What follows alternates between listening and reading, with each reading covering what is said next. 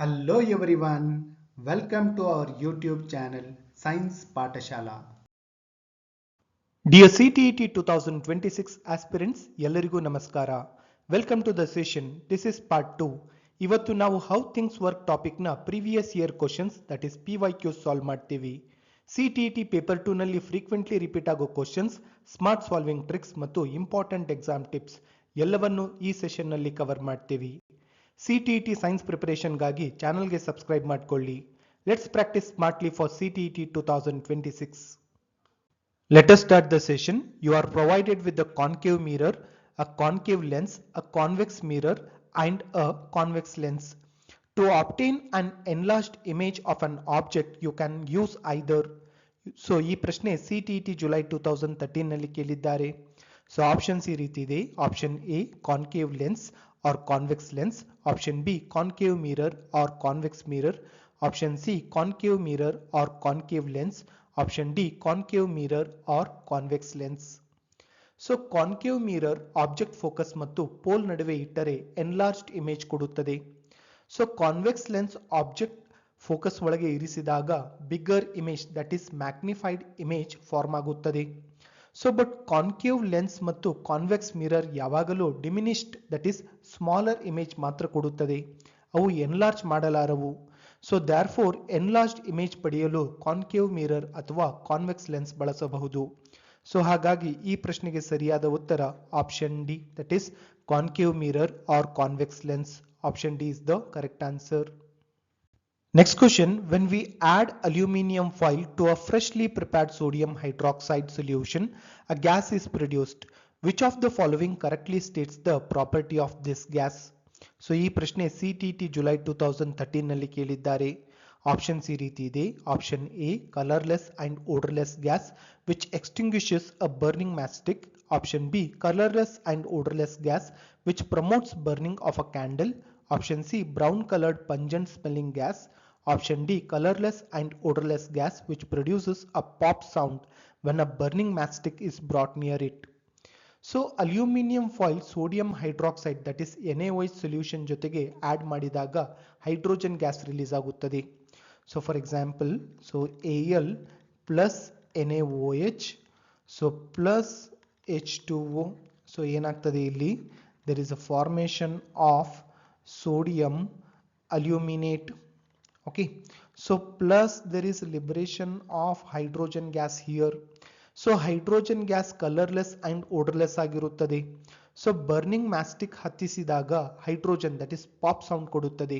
So hence the correct property is given in option D that is colorless and odorless gas which produces a pop sound when a burning matchstick is brought near it. Option D is the correct answer. Next question, aqueous solution of which of the following oxides will change the color of blue litmus to red? So ಈ ಪ್ರಶ್ನೆ CTET July 2013 ನಲ್ಲಿ ಕೇಳಿದ್ದಾರೆ. So options ಈ ರೀತಿ ಇದೆ. Option A copper oxide, option B iron oxide, option C magnesium oxide, option D sulphur dioxide. So sulphur dioxide that is SO2 ವಾಟರ್ನಲ್ಲಿ dissolve ಆದಾಗ acid form ಆಗುತ್ತದೆ. So for example sulphur dioxide plus H2O, so it is forming H2SO3. so this we will be calling it as sulfurous acid. Okay, this we will be calling it as sulfurous acid. So acid blue litmus ಅನ್ನು red ಗೆ change ಮಾಡುತ್ತದೆ. So copper oxide, iron oxide, magnesium oxide all are basic oxide. They don't turn blue litmus red. Therefore only sulfur dioxide changes blue litmus to red. So ಹಾಗಾಗಿ ಈ ಪ್ರಶ್ನೆಗೆ ಸರಿಯಾದ ಉತ್ತರ option D. Option D is the correct answer. Next question, a rectangular container given below is filled with a liquid heavier than water. So ಈ ಪ್ರಶ್ನೆ CTET February 2014 ನಲ್ಲಿ ಕೇಳಿದ್ದಾರೆ. So options ಈ ರೀತಿ ಇದೆ. Option A pressure at A is equal to pressure at B is equal to pressure at C, option B pressure at A greater than pressure at B greater than pressure at C, so option C pressure at C is greater than pressure at B greater than pressure at A, so option D pressure at C is equal to pressure at B greater than pressure at A. So in a liquid pressure increases with depth. So depth ಹೆಚ್ಚಾದಷ್ಟು liquid weight above point ಹೆಚ್ಚಾಗುತ್ತದೆ. So that is pressure ಹೆಚ್ಚಾಗುತ್ತದೆ. So ಕಂಟೈನರ್ನಲ್ಲಿ A ಮೇಲ್ಭಾಗದಲ್ಲಿದೆ, B ಮಧ್ಯದಲ್ಲಿ, C ಕೆಳಭಾಗದಲ್ಲಿದೆ. So C is the deepest point ಆಗಿರುವುದರಿಂದ pressure highest. So B next, A is the lowest. So hence ಇಲ್ಲಿ ಏನಾಗ್ತದೆ, so pressure at C it is greater than that of pressure at B, that is greater than that of pressure at A. So that is option C is the correct answer. So option C is the correct answer. Next question, impression of an image persists on the retina of human eye for about. So ಈ ಪ್ರಶ್ನೆ CTET February 2014 ನಲ್ಲಿ ಕೇಳಿದ್ದಾರೆ. So options ಈ ರೀತಿ ಇದೆ. Option A 1 second, option B 1/2 second, option C 1/15 second, option D 1/25 second. So human eye retina ಮೇಲೆ image ಸ್ವಲ್ಪ ಸಮಯ ಸ್ಟೇ ಆಗುತ್ತದೆ even after object disappears. So this is called persistence of vision. So this is called persistence of vision. So eye image ಅನ್ನು ಸುಮಾರು 1/15 second ಕಾಲ retain ಮಾಡುತ್ತದೆ. So ಅದಕ್ಕಾಗಿಯೇ fast moving pictures continuous motion ಆಗಿ ಕಾಣುತ್ತವೆ. So like cinema, TV. So hence correct duration it is 1/15 second. So ಹಾಗಾಗಿ ಈ ಪ್ರಶ್ನೆಗೆ ಸರಿಯಾದ ಉತ್ತರ option C. Option C is the correct answer. Next question, the ultrasound equipments used for investigating medical problems work at a frequency.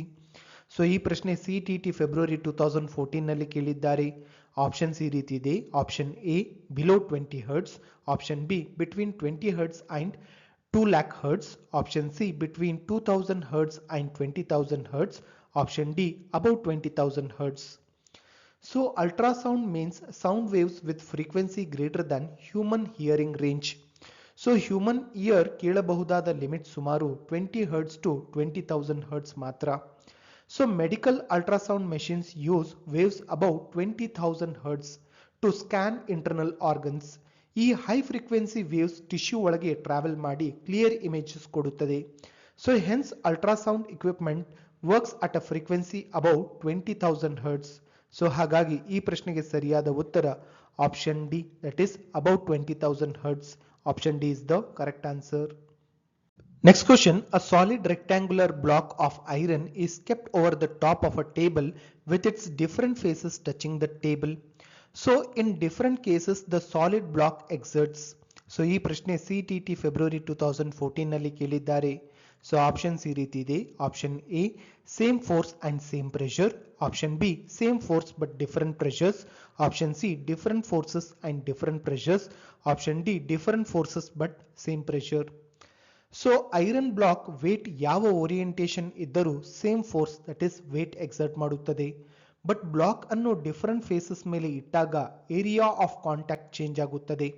So that is pressure is equal to force divided by area. So area ಕಡಿಮೆ ಆದಷ್ಟು pressure ಹೆಚ್ಚು, area ಹೆಚ್ಚು ಆದಷ್ಟು pressure ಕಡಿಮೆ. ಅಂದರೆ force same ಇದ್ದರೂ pressure different ಆಗುತ್ತದೆ. Hence the block exerts same force but different pressures in different cases. So ಹಾಗಾಗಿ ಈ ಪ್ರಶ್ನೆಗೆ ಸರಿಯಾದ ಉತ್ತರ option B, same force but different pressures. Option B is the correct answer. Next question, the odometer reading of a moving car at 8 am is 36,540 km and at 10 am it is 36,666 km. If the car is moving on a zigzag path with variable speeds, its average speed in meter per second is. So ಈ ಪ್ರಶ್ನೆ CTET February 2014 ನಲ್ಲಿ ಕೇಳಿದ್ದಾರೆ. Options ಈ ರೀತಿ ಇದೆ. Option A 6.3, option B 12.6, option C 17.5, option D 35. So distance travelled, so distance travelled that is equal to 36,666 minus 36,540. Okay, so that is equal to 126 kilometer. So time taken, So from 8 a.m. to 10 a.m. that is 2 hours. So 2 hours, that is 8 to 10. Okay. So average speed. So average speed, that is equal to 126 divided by 2 is equal to 63 kilometer per hour. So convert 63 into 5 divided by 18. So that is equal to 17.5 meter per second. So car average speed, that is equal to 17.5 meter per second. So zigzag path doesn't affect odometer distance. So ಹಾಗಾಗಿ ಈ ಪ್ರಶ್ನೆಗೆ ಸರಿಯಾದ ಉತ್ತರ option C, that is 17.5. Option C is the correct answer. Next question, the image of a distant colored object formed a pinhole camera is always. So ಈ ಪ್ರಶ್ನೆ CTET September 2014 ನಲ್ಲಿ ಕೇಳಿದ್ದಾರೆ. Options ಈ ರೀತಿ ಇದೆ. Option A virtual, erect, coloured and diminished. Option B real, erect, coloured and diminished. Option C real, inverted, black and white and diminished. Option D real, inverted, colored and diminished. So pinhole camera image always forms on a screen. So it is real image. So it is a real image. So light rays straight line travel ಮಾಡುವುದರಿಂದ image invert ಆಗಿ ಕಾಣುತ್ತದೆ. That is inverted ಆಗಿ ಕಾಣುತ್ತದೆ. So object colored ಇದ್ದರೆ image ಕೂಡ same color, that is colored ಆಗಿರುತ್ತದೆ. So since screen is far and hole is tiny, image smaller, that is diminished ಆಗಿರುತ್ತದೆ. So therefore correct description is real, inverted, colored and diminished. So ಈ ಪ್ರಶ್ನೆಗೆ ಸರಿಯಾದ ಉತ್ತರ option D, that is real, inverted, colored and diminished. Option D is the correct answer. Next question, you have phenolphthalein solution in 3 test tubes, that is A, B and C. On putting 2 to 3 drops of dilute hydrochloric acid in a solution of sodium hydroxide in B and distilled water in C. If you immediately observe the color of the solution in each test tube, you will find that the solution in test tube. So ಈ ಪ್ರಶ್ನೆ CTET September 2014 ನಲ್ಲಿ ಕೇಳಿದ್ದಾರೆ. Options ಈ ರೀತಿ ಇದೆ. Option A is colorless, in B pink and in C colorless. Option B A is pink, in B pale green and in C colorless. Option C A is colorless, in B colorless and in C pink. Option D A is pale green, in B pink and in C pink.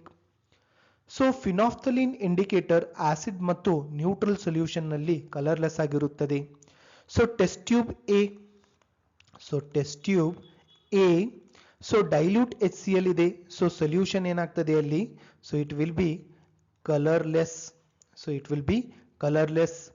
So test tube B, so ಇದರಲ್ಲಿ ಏನಿದೆ, so NaOH, that is base ಇದೆ. So phenolphthalein ಏನಾಗ್ತದೆ, pink colour ತೋರಿಸ್ತದೆ ಇಲ್ಲಿ. So the color of the solution, it will be pink color. So next test tube C, so ಇದರಲ್ಲಿ distilled water, that is water, it is neutral. So neutral ಇದೆ. So color ಬದಲಾವಣೆ ಇಲ್ಲ. So it is colorless. So ಆದ್ದರಿಂದ correct observation A it is colorless, B it is pink, C it is colorless. So ಹಾಗಾಗಿ ಈ ಪ್ರಶ್ನೆಗೆ ಸರಿಯಾದ ಉತ್ತರ option A. Option A is the correct answer. Next question, a student puts a drop of dilute solution of sodium hydroxide first on a blue litmus paper and then on a red litmus paper. He would observe that. So ಈ ಪ್ರಶ್ನೆ CTET September 2014 ನಲ್ಲಿ ಕೇಳಿದ್ದಾರೆ. Options ಈ ರೀತಿ ಇದೆ. Option A the blue litmus paper turns red and the red litmus paper turns blue. Option B there is no change in blue litmus paper and the red litmus paper turns blue. Option C there is no change in the red litmus paper and the blue litmus paper turns red. Option D the blue litmus paper turns colorless and there is no change in the red litmus paper. So ಇಲ್ಲಿ sodium hydroxide, that is NaOH, ಒಂದು base, that is alkali ಆಗಿದೆ. So sodium hydroxide, it is NaOH, so it is a base or we will be calling it as alkali. So base, that is blue litmus ಮೇಲೆ effect ಮಾಡುವುದಿಲ್ಲ. So blue remains blue. But base red litmus ಅನ್ನು ಬ್ಲೂಗೆ change ಮಾಡುತ್ತದೆ, ಅಂದರೆ blue paper unchanged ಆಗುತ್ತದೆ. So red paper blue ಆಗುತ್ತದೆ. Hence correct observation it is option B, that is there is no change in the blue litmus paper and the red litmus paper turns blue. So option B is the correct answer. Next question, when a copper plate is exposed to moist air for a long, it acquires a dull green coating. The green material is. ಈ ಪ್ರಶ್ನೆ CTET September 2014 ನಲ್ಲಿ ಕೇಳಿದ್ದಾರೆ. Option C ರೀತಿ ಇದೆ. Option A copper sulphate, option B a mixture of copper hydroxide and copper sulphate, option C a mixture of copper carbonate and copper sulphate, option D a mixture of copper carbonate and copper hydroxide. So copper moist ಏರ್ಗೆ long time exposed ಆದಾಗ ಅದು oxygen, carbon dioxide ಮತ್ತು water ಜೊತೆಗೆ react ಆಗುತ್ತದೆ. So ಯಾವುದ್ರ ಜೊತೆಗೆ? It will be reacting with oxygen, so carbon dioxide and water. So ಈ reaction ನಿಂದ green coating, that is patina. So ಈ ಗ್ರೀನ್ ಕೋಟಿಂಗಿಗೆ ನಾವೇನಂತ ಹೇಳ್ತೀವಿ? ಪೆಟಿನಾ ಫಾರ್ಮ್ ಆಗುತ್ತದೆ. So that green layer it is a mixture of copper carbonate and copper hydroxide. It is a combination of ಯಾವುದು? So copper carbonate and copper hydroxide. So that is copper hydroxide. Okay, so ಇದು copper ಕೊರೋಷನ್ಗೆ classic example ಆಗಿದೆ. Hence dull green material that is equal to copper carbonate plus copper hydroxide. So ಈ ಪ್ರಶ್ನೆಗೆ ಸರಿಯಾದ ಉತ್ತರ option D, that is a mixture of copper carbonate and copper hydroxide. Option D is the correct answer. Next question, select the one which is different from others in a manner it is applied. So ಈ ಪ್ರಶ್ನೆ CTET September 2014. So options ಈ ರೀತಿ ಇದೆ. Option A electrostatic force, option B frictional force, option C gravitational force, option D magnetic force. So frictional force ಕೆಲಸ ಮಾಡಲು direct contact ಅಗತ್ಯ ಇರುತ್ತದೆ. So ಆಬ್ಜೆಕ್ಟ್ಗಳು touch ಆದಾಗ ಮಾತ್ರ ಫ್ರಿಕ್ಷನ್ ಆಕ್ಟ್ ಆಗುತ್ತದೆ. ಬಟ್ ಎಲೆಕ್ಟ್ರೋಸ್ಟಾಟಿಕ್, ಗ್ರಾವಿಟೇಷನಲ್ ಮತ್ತು ಮ್ಯಾಗ್ನೆಟಿಕ್ ಫೋರ್ಸಸ್ ಕಾಂಟ್ಯಾಕ್ಟ್ ಇಲ್ಲದೆ ಕೂಡ ಆಕ್ಟ್ ಆಗುತ್ತವೆ. ಅವು ನಾನ್ ಕಾಂಟ್ಯಾಕ್ಟ್ ಫೋರ್ಸಸ್ ಆಗಿವೆ. ಸೊ ಡಿಸ್ಟೆನ್ಸ್ ಇದ್ದರೂ ಎಫೆಕ್ಟ್ ತೋರಿಸುತ್ತವೆ. ಆದ್ದರಿಂದ ಮ್ಯಾನರ್ ಆಫ್ ಅಪ್ಲಿಕೇಶನ್ ನಲ್ಲಿ ಡಿಫರೆಂಟ್ ಆಗಿರುವುದು ಫ್ರಿಕ್ಷನಲ್ ಫೋರ್ಸ್. ಸೊ ಹಾಗಾಗಿ ಈ ಪ್ರಶ್ನೆಗೆ ಸರಿಯಾದ ಉತ್ತರ option B, that is frictional force. Option B is the correct answer. Next question, an object of mass 6 kg is sliding on the frictionless horizontal surface with a uniform speed of 3 meter per second. So the force required to keep the object moving at the same speed along the same straight line is. So ಈ ಪ್ರಶ್ನೆ CTET February 2015 ನಲ್ಲಿ ಕೇಳಿದ್ದಾರೆ. Options ಈ ರೀತಿ ಇದೆ. Option A 18 newtons, option B 27 newtons, option C 54 newtons, option D 0 newton. So surface frictionless ಆಗಿರುವುದರಿಂದ no opposing force object ಮೇಲೆ act ಆಗುತ್ತದೆ. So object already uniform speed that is 3 metre per second ನಲ್ಲಿ straight ಲೈನ್ಗೆ move ಆಗುತ್ತಿದೆ. So newton's first law ಪ್ರಕಾರ velocity change ಇಲ್ಲದಿದ್ದರೆ net force ಅಗತ್ಯವಿಲ್ಲ, ಅಂದರೆ ಮೋಷನ್ ಕಂಟಿನ್ಯೂ ಆಗಲು ಫೋರ್ಸ್ ಅಪ್ಲೈ ಮಾಡಬೇಕಾಗಿಲ್ಲ. Hence required force that is it is 0 newton. Okay, so ಹಾಗಾಗಿ ಈ ಪ್ರಶ್ನೆಗೆ ಸರಿಯಾದ ಉತ್ತರ option D, that is 0 newton. Option D is the correct answer. Next question, I put 1 ear on steel rail road track. So ಈ ಪ್ರಶ್ನೆ CTET February 2015 ನಲ್ಲಿ ಕೇಳಿದ್ದಾರೆ. So ಇಲ್ಲಿ A, I am able to hear the approaching train sooner through the track than through the air. Option B, sound travels faster through steel as compared to air. C, sound travels faster through solids as compared to gases. Of the above three statements, identify which ones are observation and which are inferences. Options ಈ ರೀತಿ ಇದೆ. Option A is an observation and B and C are inferences. Option B is an observation and A and C are inferences. Option C is an observation and A and B are inferences. Option D, A and B are observations and C is an inference. So observation ಎಂದರೆ direct experience, what is noticed. So ಇಲ್ಲಿ statement A, so ear on steel track, So train sound heard sooner through air. Okay, so train sound ಏನಾಗ್ತದೆ, it is heard sooner than through air. So directly observed, that is observation. So B and C, sound travels faster through steel or solids than gases. So reasoning based on observation. So these are inferences. ಅಂದರೆ observation is A, inferences are B ಮತ್ತು C. So hence correct choice it is A is observation, B and C are inferences. So ಈ ಪ್ರಶ್ನೆಗೆ ಸರಿಯಾದ ಉತ್ತರ option A, that is A is an observation and B and C are inferences. Option A is the correct answer. So friends, ಇವತ್ತಿನ PYQ solving session ಮೂಲಕ how things work ಟಾಪಿಕ್ನ CTET question pattern ನಿಮಗೆ clear ಆಗಿರಬೇಕು. ಈ ಚಾನೆಲ್ನಲ್ಲಿ ನಾವು CTET science ಅನ್ನು completely PYQ based and exam oriented ಆಗಿ ಪ್ರಿಪೇರ್ ಮಾಡ್ತೀವಿ. Next session that is part 3 ಅನ್ನು ಆದಷ್ಟು ಬೇಗ ಅಪ್ಲೋಡ್ ಮಾಡ್ತೀವಿ. ಸೆಷನ್ ಯೂಸ್ಫುಲ್ ಅನಿಸಿದರೆ ಲೈಕ್ ಮಾಡಿ ಅಂಡ್ ಶೇರ್ ಮಾಡಿ, ಮತ್ತು ಪಾರ್ಟ್ 3 ಮಿಸ್ ಆಗಬಾರ್ದಂದರೆ ಚಾನೆಲ್ಗೆ ಸಬ್ಸ್ಕ್ರೈಬ್ ಮಾಡ್ಕೊಳ್ಳಿ. All the best for CTET 2026. Thank you for watching Science Pathashala.